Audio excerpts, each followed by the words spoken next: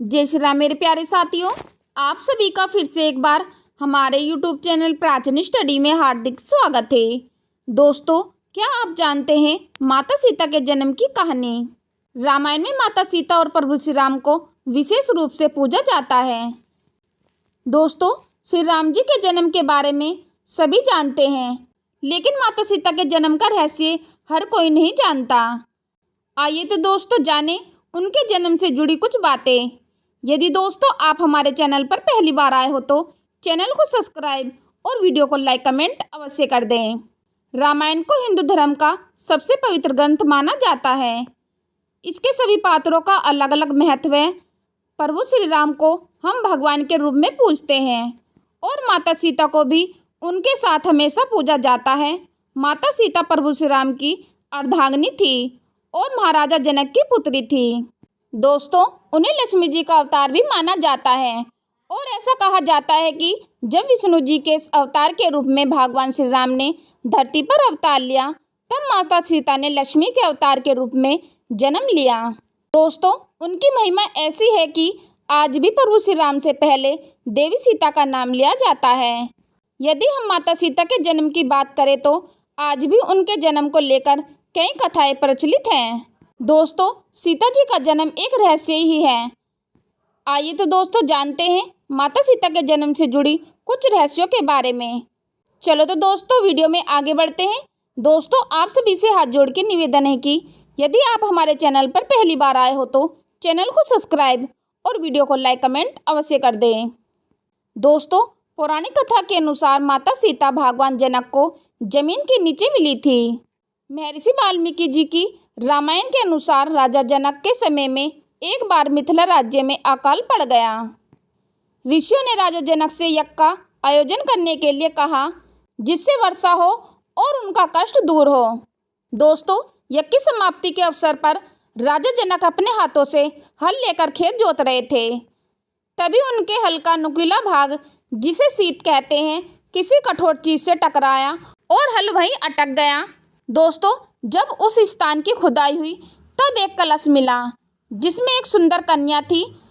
राजा जनक ने उस कन्या को कलश से बाहर निकाला और उसे अपनी पुत्री के रूप में स्वीकार किया। जनक की पत्नी उस समय निसंतान थी, इसलिए बेटी को पाकर वो अत्यंत प्रसन्न हुए। क्योंकि हल के उस हिस्से से टकराकर माता सीता मिली थी, जिसे सीत कहा जाता है, इसलिए ही उनका नाम सीता रखा गया। दोस्तों, वहीं जनक की पुत्री के रूप में उन्हें जानकी कहा गया। यदि माता सीता के जन्म की बात करें तो एक और प्रचलित कथा है जिस पर शायद ही यकीन होगा। दरअसल रामायण के अनुसार रावण ने कहा था कि यदि उसके हृदय में अपनी पुत्री से विवाह की इच्छा उत्पन्न हो तो उसकी पुत्री ही उसकी मृत्यु का कारण बने। दोस्तों, इसी बात को सही साबित करने के लिए एक बार घृतस्मंद नाम के ऋषि देवी लक्ष्मी को पुत्री रूप में पाने के लिए हर दिन मंत्रोच्चार के साथ कुश के अग्रह भाग से एक कलश में दूध की बूंदें डालते थे। एक दिन जब ऋषि आश्रम में मौजूद नहीं थे, तब रावण वहां आया और वहां मौजूद ऋषियों को मारकर उनका रक्त कलश में भर लिया। इस कलश को रावण ने अपने महल में छिपा दिया। दोस्तों, उस समय रावण की पत्नी मंदोदरी उस कलश को लेकर बहुत ही उत्सुक थी। एक दिन जब रावण महल में नहीं था, तब मंदोदरी ने उस कलश को खोलकर देखा। मंदोदरी कलश को उठाकर उसमें रखा हुआ रक्त पी गई, जिससे वह गर्भवती हो गई। दोस्तों, मंदोदरी का यह भेद किसी को पता न चले, इसलिए वह लंका से बहुत दूर अपनी पुत्री को कलश में छुपाकर मिथिला भूमि में छोड़ आई। दोस्तों, इस प्रकार सीता जी का जन्म हुआ और वो रावण की पुत्री होने के साथ उनकी मृत्यु का कारण भी बनी। दोस्तों, देवी सीता के जन्म की तीसरी कथा देवती नाम की एक ब्राह्मण कन्या से संबंधित है, जिसका उल्लेख ब्रह्मवैवर्त पुराण में मिलता है। इस कथा के अनुसार एक समय वेदवती भगवान विष्णु को पति रूप में पाने के लिए तपस्या कर रही थी। हिमालय पर भ्रमण करते हुए रावण की नज़र वेदवती पर पड़ी और उसके मन में वेदवती से विवाह करने का विचार आया। वेदवती रावण से बचने के लिए ऊंचाई से कूद गई और मृत्यु के समय वो रावण को श्राप दे गई कि आगे के समय में वो पुनर्जन्म लेकर रावण की पुत्री बनेगी। दोस्तों, माता सीता का जब जन्म हुआ तब अपनी मृत्यु के भय से रावण ने उसे धरती पर एक कलश में रखकर गाड़ दिया।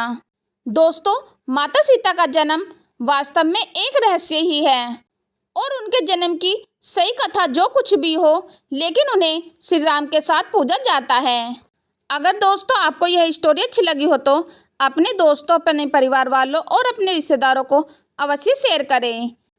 इसी तरह की और भी स्टोरी पढ़ने के लिए जुड़े रहे हमारे चैनल प्राचीन स्टडी से। धन्यवाद दोस्तों, वीडियो में अंत तक बने रहने के लिए। यदि दोस्तों आपको मेरी जानकारी थोड़ी भी पसंद आई हो तो चैनल को सब्सक्राइब और वीडियो को लाइक कमेंट अवश्य कर दें। चलो तो दोस्तों, मिलते हैं फिर नेक्स्ट वीडियो में नए ज्ञान के साथ। हम लेते हैं आपसे विदा। धन्यवाद।